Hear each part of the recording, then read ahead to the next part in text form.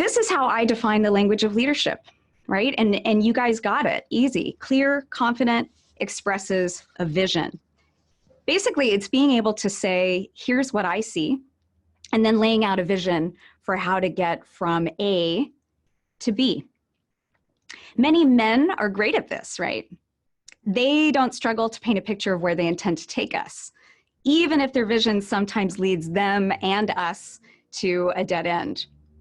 But women struggle with the language of leadership because we have been taught to fit in, not stand out. To give you an example, here are some of the things that I remember my mom telling me, some when I was a kid, some not very long ago. Even though my mom was a fierce woman herself, she feared for me because of my strength. So she would say things like this. She would say, oh, you don't have a boyfriend because you're too intimidating.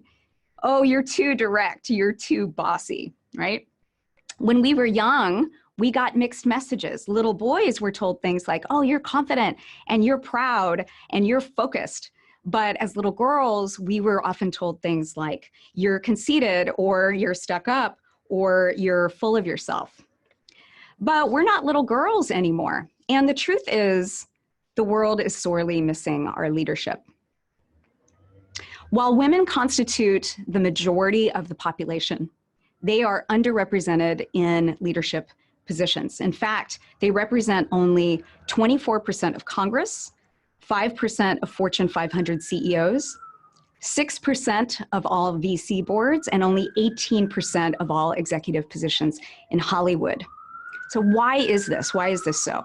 Well, I believe that women are underrepresented in leadership positions because women have not been taught the language of leadership.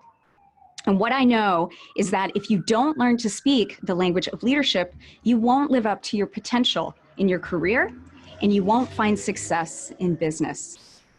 Warren Buffett agrees with me on this one. He says, if you can't communicate, you're giving up your potential. So women need to learn to speak the language of leadership so we can play a bigger game, and so we can make our lives and the world better. But there's a trap that I want to draw your attention to before we really get started.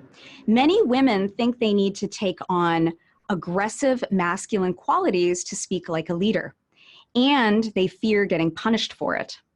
But leadership is not aggressive. The language of leadership does not exhibit purely masculine or feminine qualities. You'll remember that the language of leadership is clear, it's confident, and it expresses a vision.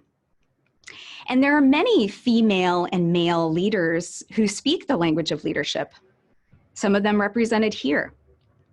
And it's the language they use plus the strength of their character that makes us want to follow them. So the language of leadership, it's clear, it's confident, it expresses a vision. So today, we're going to look at the patterns that are holding us back. We're going to learn how to speak the language of leadership so we can step into our potential and make the world what we know it can be. And here's how we're going to do it. We're going to divide this webinar into 3 parts that make up the language of leadership. First, we're going to talk about clarity. In other words, where to focus attention. Second, we're going to talk about confidence. We're going to talk about the mistakes that women make. And third, we're going to talk about vision. In other words, your leadership brand. So let's get started. Do you know this actor? And actually, I'm going to turn on my chat so I can see what you guys are saying. Do you know this actor? If you know the actor, go ahead and drop it in the chat. Yeah, Natalie Portman, great. Natalie Portman, I love this photo of her too. So Natalie Portman, this is her in the role of Black Swan. For her role in this movie, Portman trained with a choreographer for up to 8 hours a day, 6 days a week for over a year. Over a year leading up to this film.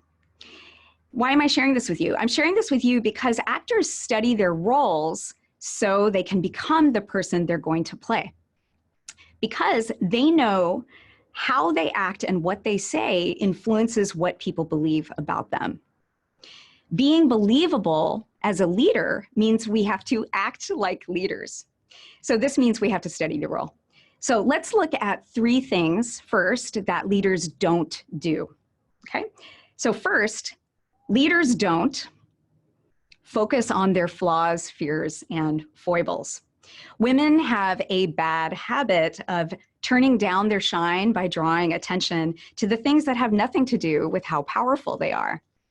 We say things like, oh, I'm not good at math, or this skirt makes me look fat, or I got this on sale. You wouldn't talk to your best friend like this, so why are you talking about yourself like this?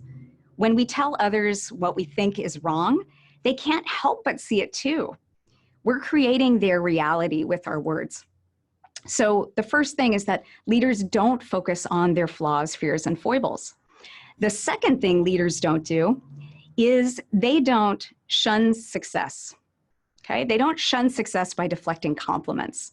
Women really struggle to express ownership and pride in our accomplishments by saying simple things like thank you or I'm proud of this. Instead, we try to downplay what we actually did. We say things like, oh, it was nothing, or anyone could have done it. And when we do that, it's like we're erasing ourselves out of history.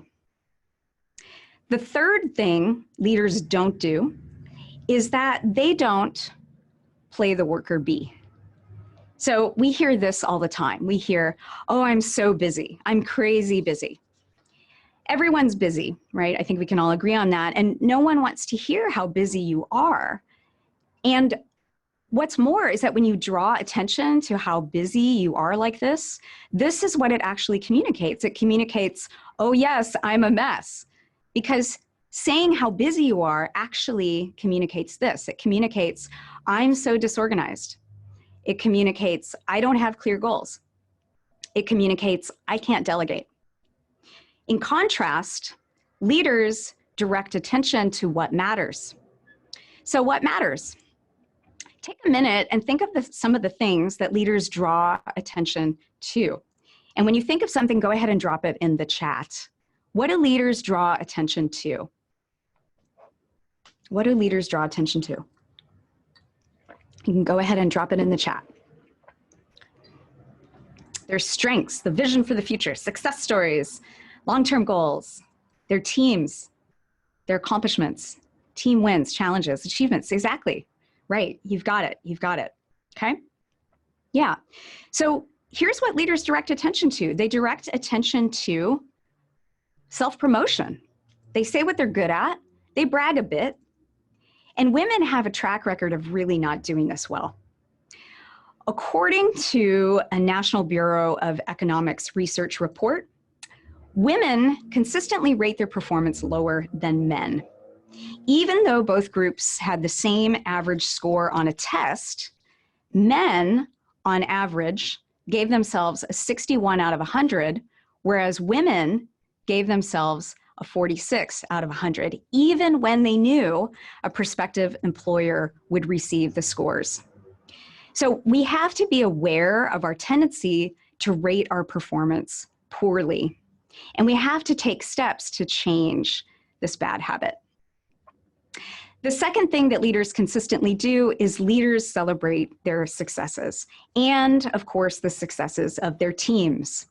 This is about striking a balance between recognizing the we and the I in any accomplishment. Now, let me unpack what this means a bit, because I know this can be, it can be a sticky subject for a lot of women. So women often use the word I in ways that can undermine our leadership. In all cultures, women use the word I more than men do. And it's been shown that this overuse of I can lower your status. So, for example, using I in a self-serving way, saying things like, I deserve more, or I'm working so hard, or I completed this project by myself, will actually weaken your image. Because very little work is done alone. So we need to take ownership of our accomplishments, yes, we do, while also acknowledging the successes we've had with others and because of others. So when you're self-promoting, make sure you're striking a balance between we and I statements. So leaders self-promote, they celebrate successes. The third thing that leaders do is leaders build relationships. This is in contrast to the worker bee style, when your head's always down and getting done what needs to get done. Leaders have their heads up, not down. They engage in networking because they know business and success are built on relationships. Leaders don't hang out in the wings, leaders take the stage. Now, whether that means giving a presentation in a boardroom or on a Zoom call, how we act and what we say on that stage influences what roles we're chosen to play. So what we're going to do next is we're going to add one tool to your language of leadership toolkit today, and that is the elevator pitch. I'm sure many of you already know what an elevator pitch is, but let's just cover that right now so we're all on the same page. So an elevator pitch helps you focus other people's attention on what matters. It's a promotional tool. It's something that you want to memorize so you can use it anytime. And there's a simple formula for the elevator pitch, and I want you to go ahead and jot it down. So here it is. So elevator pitch, 4 points.